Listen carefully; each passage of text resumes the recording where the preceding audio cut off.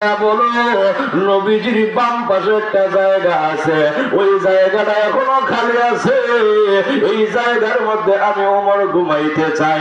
যদি আম্মা জান আয়েশা অনুমতি দেয় তাহলে আমার ওখানে তোমরা দাফন করবা। আর যদি আম্মা জান আয়েশা না বলে, কারণ ওই জায়গার মালিক তো আম্মা জান আয়েশা, চিল্লায়ে বলেন সুবহানাল্লাহ।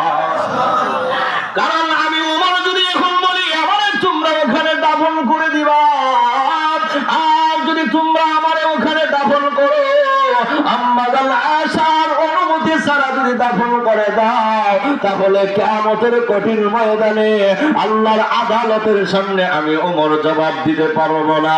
হয়তোবা আল্লাহ আমাকে বলবে, ওমর তুমি তোমার ক্ষমতার বলে আম্মা জান ওই আয়েশার জায়গাটা তুমি দাফন করেছিলা, এই জন্য আল্লাহর আদালতে আমি জবাব দিতে পারবো না। সুতরাং আম্মা জান আয়েশাকে যায় জিজ্ঞাসা করো, আম্মা জান আয়েশা যদি অনুমতি দেয় তাহলে এই জায়গাটা আমারে দিবা। চিল্লায়ে বলেন সুবহানাল্লাহ। চিন্তা করেন খলিফাতুল মুসলিমিন ওমর কেমন রাষ্ট্রপ্রধান ছিল। উনি ইচ্ছা করলে কিন্তু এই জায়গার মালিক উনি হয়ে যাইতে পারত, কিন্তু উনি চিন্তা করেছেন এই জায়গার মালিক তো আম্মা জান আয়েশা।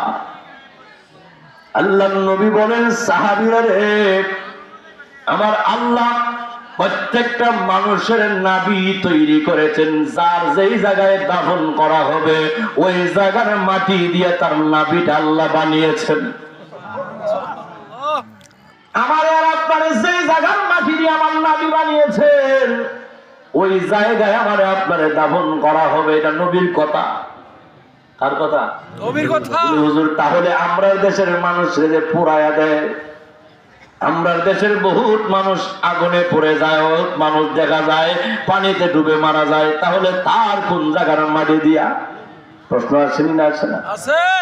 আল্লাহর রাসূল বলেন, যদিও মানুষটারে আগুন দিয়ে পোড়ানো হয় কিন্তু ওই মানুষটার নাবি আগুনে পুড়ে না।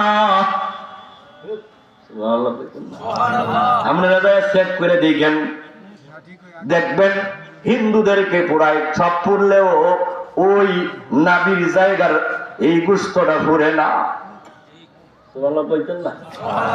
আরো জোরে কান। এই নাবির জায়গাটা যদিও আগুন দিয়ে সবকিছু পুড়ে ছারখার হয়ে যায়, নাবি পুড়ে না। তার মানে হলো আল্লাহর রাসূল বলেন এই নাবিটা যেই জায়গার মধ্যে পড়বে